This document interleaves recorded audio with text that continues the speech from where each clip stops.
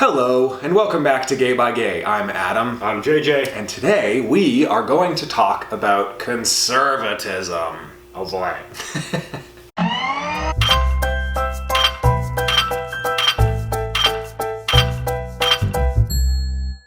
We all know you're a conservative. Ragingly so. Ugh. How long have you identified as conservative? And when did you come out? I'm kidding. Well, I actually started sort of self-identifying as a conservative when I was in high school. And this was like around the time of the 2000 election between George W. Bush and Al Gore. It was a prime time to become a Republican. It seemed like every sort of adult authority figure was telling me that Al Gore was great, he was the best, he was so smart, and George W. Bush was this stupid, corn-fed, hickish moron. Instinctively, I had some degree of sympathy for the underdog, as I perceived it. Like, I feel like I've always been kind of an instinctively conservative person. Yeah. Like, you know, I'm very, I think, you know, tempered and cautious and, you know, restrained and this kind of thing. Yeah. And until sort of I started becoming politically aware in that particular context, I never really put a name onto sort of the collection of ideologies and, you know, attitudes that I had as, oh, this is actually a whole philosophy, you know? That is so fascinating that your first kind of exposure to conservatism was probably what most liberals' first exposure to liberalism would be, and that you were rooting for the underdog.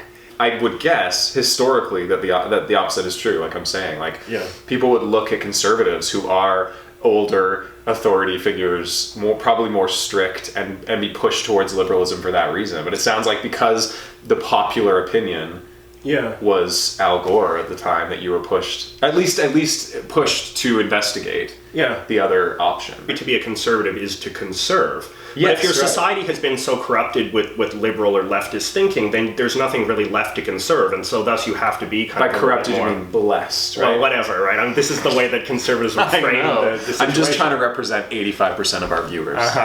We always treat it as this blanket statement, which is really reductive and polarizing, and the reason why the United States is in such ridiculous turmoil. How do you define being conservative? No, in general, I don't trust the government that much. I don't think that government is generally the solution to most problems. Even when Harper was in power, you didn't trust the government? Even when Harper was in power. My God.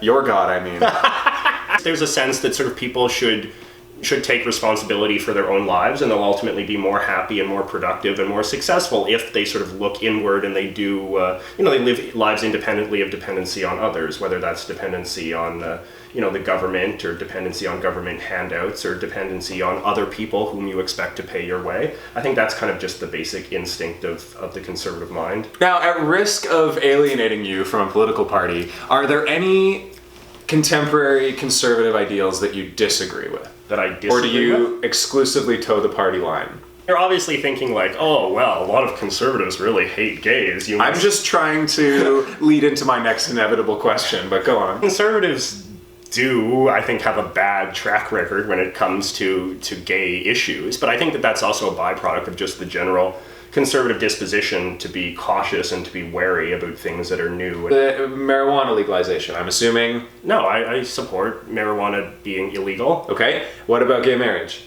I support gay marriage, but that's the one I'm looking for. The reason I ask about the gay marriage thing is not to distance you from that party, but to kind of get into the idea of conservatism being an individual thing. You know, like I think especially for our audience, we've created this whole web series knowing that I'm liberal and you're a conservative. And it's even in the intro. Exactly, that's the idea of it, right? But some of the comments that we get seem to jump to the conclusion that because you say you're conservative, that they know everything about you and they know all of your ideals. And I don't think that people might jump to the conclusion that you are against gay marriage. And therefore, how do you answer people who can't reconcile Republicans or conservatives being gay? Suggests to me that they don't know very many, right? And I mean, like, this is an interesting phenomenon. But why not? You know what I mean? Like, I think that's because the party scares people into not being vocal about those things. I didn't know your opinion on gay marriage until this moment. Well, and I've known you for several years. I was at a Super Bowl party the other day with a bunch of gays. A Super Bowl party or a halftime show party?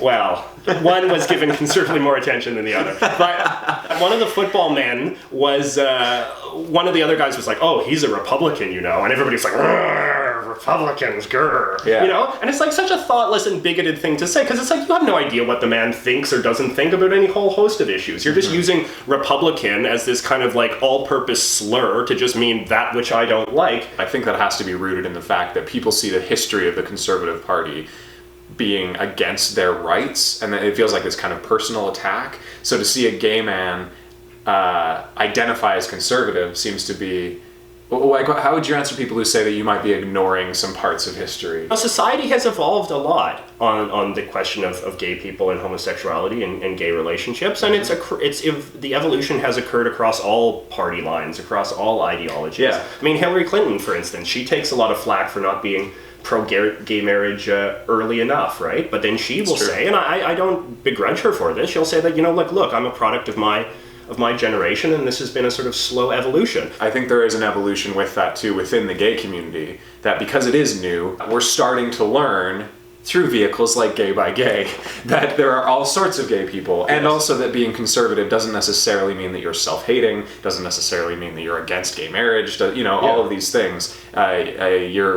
Your political beliefs don't necessarily represent an entire party. I think people get scared of outliers in any circumstance, right? Like, you want to be able to, it's safer to be able to just like have one person be one thing, right? So if you hear someone's conservative, you want to just be like, oh great, now I know everything about you and I don't need to ask questions. Absolutely. But like, to have someone who has these kind of varied beliefs muddies the water. And freaks people out. Yeah. Tolerance is about accepting people and all of their complex inner differences and contradictions and complexities, And that's something that, a lot of people are just not equipped to handle, which is where these sort of lazy biases become so prevalent. But I think it sort of is particularly important for gay people to be sensitive to these kinds of things, because of course gay people have been on the receiving end of thoughtless judgment for so many centuries.